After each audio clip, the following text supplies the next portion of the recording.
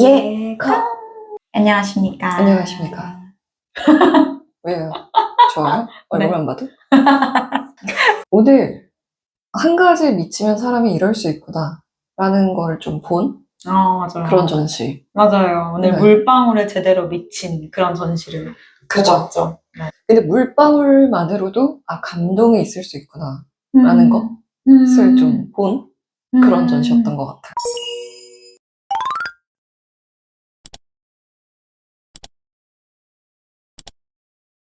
저희가 오늘은 삼청동의 갤러리 현대에서 지금 진행 중인 김창렬 화백님의 회고전을 다녀왔습니다. 저는 이분의 제목이 너무 마음에 들었어요. 저도 영롱함을 넘어서. 제가 좋아하는 단어가 몇 개가지가 있는데 그 중에 하나가 영롱이 들어가거든요. 그래서 그 영롱함을 넘어서라는 제목 자체가 너무 마음에 들었습니다. 그래서 그런지 또 전시도 더 재밌게 본 것 같기도 해요. 네. 저는 사실 개인적으로 되게 좋아하는 화백님인데 이제 또 물방울만 또 그리시다 보니까 혹시라도 별로 안 좋아하면 어떡하지? 이러면서 또 봤는데 나오면서 저보다 좋아하셔가지고 되게 뿌듯했던 것 같아요. 전시장에 들어서면 온통 물방울뿐입니다. 박서버 화백은 1974년 김창렬 화백의 작업실을 방문해서 마주했던 물방울 작품에 대해 집에 들어섰더니 사방의 벽이 온통 물방울로 가득 찼더군. 흘러내리면 집에 홍수라도 날 만큼 말이야. 아이 하나쯤 익사할 것만 같던데? 라고 평하기도 했습니다. 김창렬 화백은 자신의 조형 언어로 물방울을 선택한 이후 물방울과 물방울이 존재하는 표면의 관계를 통해 예술의 본질을 탐구해왔습니다. 평생 물방울만 그렸지만 같은 물방울은 없습니다. 금방이라도 흘러내릴 듯 영롱한 물방울, 맺혀있지 않고 화면에서 흐르는 물방울, 문자와 결합한 물방울, 글자를 지워내는 물방울. 끊임없이 변주를 거듭한 김창렬의 물방울을 오롯이 체험할 수 있습니다. 김창렬 화백의 물방울은 그간 수행, 성찰, 회귀, 그리고 전쟁으로 죽어간 많은 영혼에 대한 미사로 해석되어 왔습니다. 물방울의 화가라고도 불리는 김창렬 화백의 15번째 개인전인 영롱함을 넘어서 전에서는 1970년대 초반 작품부터 2010년대 제작된 근작까지 김창렬 화백의 예술 여정을 회고할 수 있습니다. 이번 전시는 작가의 3주기 회고전을 기념해 다양한 소장가들의 작품을 한 곳에 모았다는 점에서 큰 의미를 지니기도 합니다. 전시장에는 대체적으로 큰 규모의 작품들이 전시되어 있는데 그 규모에서 주는 압도감과 몰입감이 상당했습니다. 한 땀 한 땀 물방울을 그리며 채우기도 비워내기도 했을 김창렬 화백이 왠지 눈앞에 상상되는 것도 같습니다. 영롱함을 넘어서 김창렬.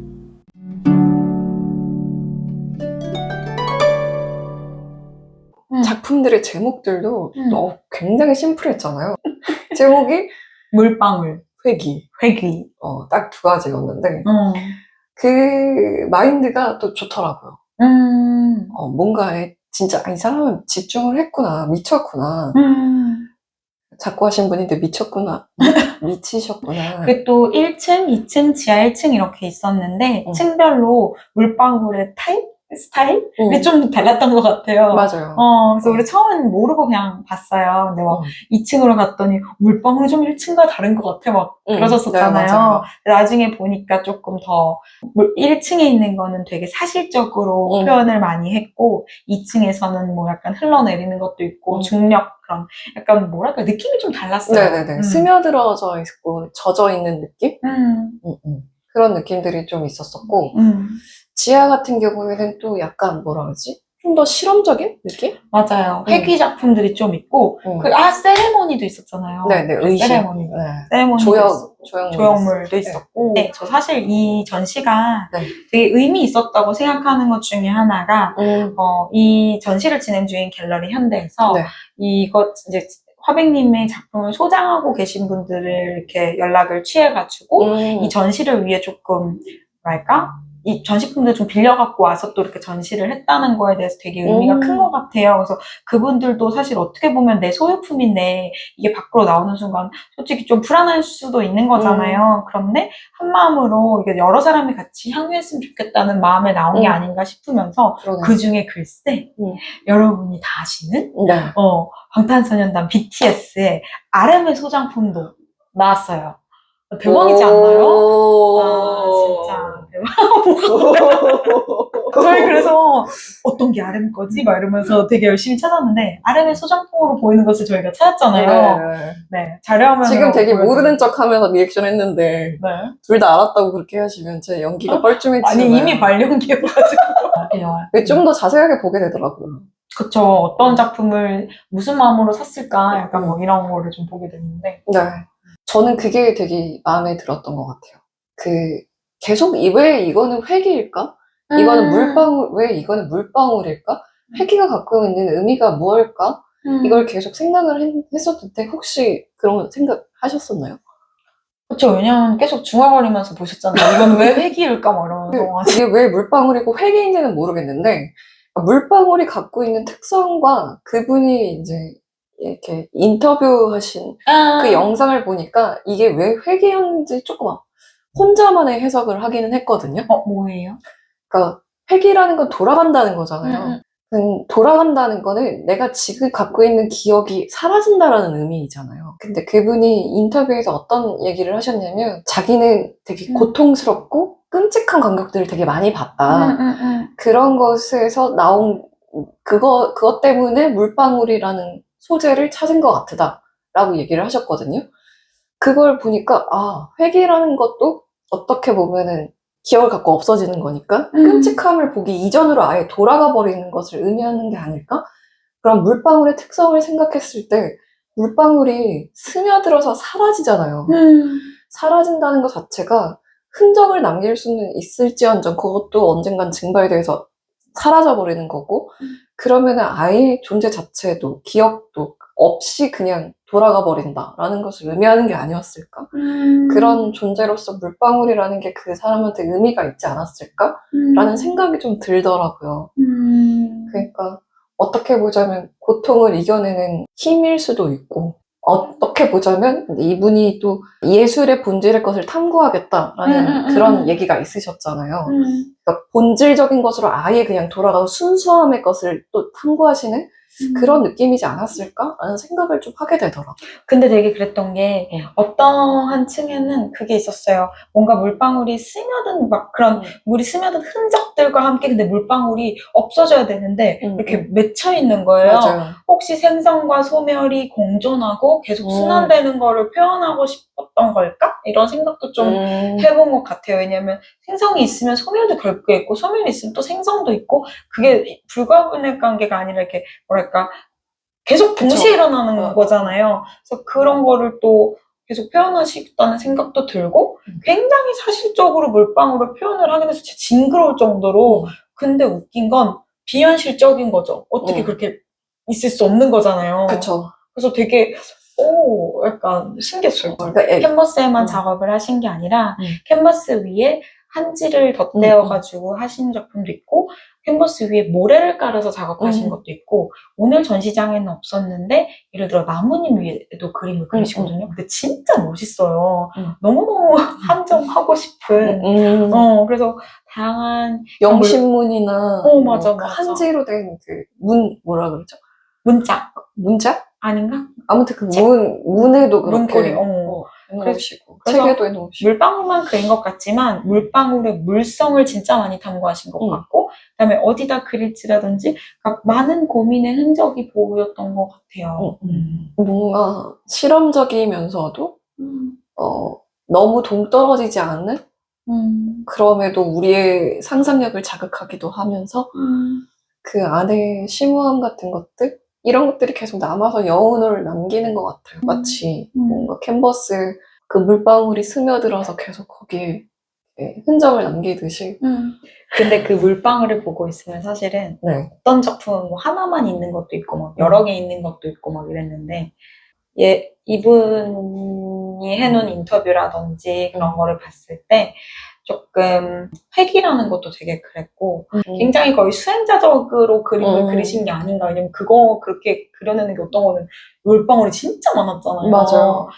똑같은 걸 그렇게 계속 한 주제도 그렇지만 똑같은 걸 한 캔버스에 계속 그린다는 게 사실 거의 뭐 수행하는 거잖아요. 되게 반복 작업을 지루해하지 않고 맞아요. 채운다기보다 물론 그림을 그리면서 캔버스는 채워지겠지만 나를 비워내는 과정인 것 같고 그것을 맞아요. 통해 본질로 돌아가고 회귀하고 이런 거를 평생 동안 하신 게 아닐까? 이런 생각도 조금 들었던 것 같아요. 맞아요. 물방울 하나만 있었던 그림도 있었. 저는 근데 그 물방울 하나만 있을 때 되게 약간 슬펐어요. 슬픈 느낌이었거든요. 되게 약간 눈물하고도 비유를 순간적으로 한 것 같기도 하고. 오늘 어쩐지 계속 눈물 흘리시더라, 그쵸? 물방울이 진짜 딱 하나씩만 있는 것도 있고 이렇게 합쳐진 것들도 있었잖아요. 맞아요. 약간 좀 다른 모양도 있고 물방울 표현도 되게 웃긴 게 어떤 건 동그라미를 했고 어떤 건 사실 자세히 보면 물방울이 아닌데 정말 환각같이 그러니까 그냥 멀리서 보면 물방울인 것 같지만 가까이 가서 보면 사실 동그라미가 없는 작품들도 있었잖아요. 약간 온품 파인 건가? 이런 느낌이 드는 그런 것들도 있어요. 맞아요. 그래서 맺힌 느낌도 있고 흘러내린 느낌도 있고 그래서 재밌었어요. 막 우리끼리 그랬잖아요. 이거는 막 파여 들어간 것 같아요. 이거 튀어나왔어. 막 이러고 물방울을 이렇게 다양하게 표현을 할 수가 있구나. 진짜 각자의 스토리가 있는 것 마냥. 난 저 물방울과는 달라. 나에게는 이런 스토리가 있어. 막 약간 이런 느낌이고, 우리가 여기서 무슨 다 물방울 아니야? 이럴 때. 아니야, 난 다른 스토리가 있다고. 막 약간 이런 느낌. 또 그분의 그 인터뷰 중에 다른 것과는 다른 것이어서, 닮아있지 않아서 그걸 선택한 이유도 있다. 라고 얘기하셨거든요. 근데 그 밑에 영어로 자막이 또 있었는데, 거기서는 다른 중요한 요소들과 달라서 라고 표현이 되어 있었어요. 그러니까 물방울이 가치가 없어서, 의미가 없어서, 그래서라고 그 영어로는 되어 있었어요. 그런 의미였던 것 같거든요. 정확하게는 기억 안 나지만. 그러니까 약간 다른 중요한 것들과는 다른 요소여서 하찮아 보여서 오히려 그래서 더 의미를 부여하셨구나. 그런 지점도 있으셨던 것 같아요. 그러니까 이 물방울이라는 거는 여러 개로 보면은 계속 있을 수 있지만 그 자체 하나로 보면은 금방 사라져 버리는 거니까 사실. 그 그렇죠. 형태를 사실 갖춘. 잘 보면 그냥 이렇게 방울로 맺혀 있는 걸 보기가 사실 거의 어렵죠? 온전한 상태로는. 그렇죠. 집에서 난초 키우는 그치. 물 줬을 때, 맞아. 그렇거나, 뭐, 얼음 녹았을 때 그 병에 이렇게 송골송골 맺혀 있는 거, 그런 순간에만 보는 거지, 떨어져서 어디에 닿는 순간은 거의 이렇게 소멸되기 바쁘니까. 진짜 어떻게 보면은 그냥 우리는 물기 있으면 그냥 닦아버리잖아요. 그만큼 하찮은, 의미를 부여하지 않죠. 그래서 다른 중요한 요소들과는 동떨어져 보이지만, 그거를 부각시키다 보면 어쨌든 그 하찮음에도 의미가 있는. 그러니까 고통 이런 것들을 얘기하셨다고 하셨잖아요. 근데 그거의 고통이 삶으로서의 고통도 있을 수 있지만 이거는 그냥 제 상상이었는데 뭔가 그냥 약간 남들과 비교했을 때의 계급을 나누는 건 좀 이상하긴 하지만 좀 밑에서 힘들었을 것 같은 그런 느낌의 서러움들을 또 표현하신 게 아닌가? 그래서 그 상태에서 끔찍함을 많이 보셨던 게 아닌가? 라는 생각이 또 들기도 하더라고요. 그게 하찮음과 그것을 왜 같은 선상에서 얘기하셨을까라고 그냥 혼자 상상했을 때는 그런 느낌도 있지 않았을까? 근데 어쩌면 살아생전에 그런 소외받을 만한 것들에 또 관심을 갖고 한평생 한 가지만 그리셨어서 오히려 작고하신 후에 또 이렇게 더 많은 사람의 사랑을 받고 이렇게 길이길이 기억되는 게 아닐까 싶기도 하네요. 네. 여러분들의 물방울은 무엇인지 궁금합니다.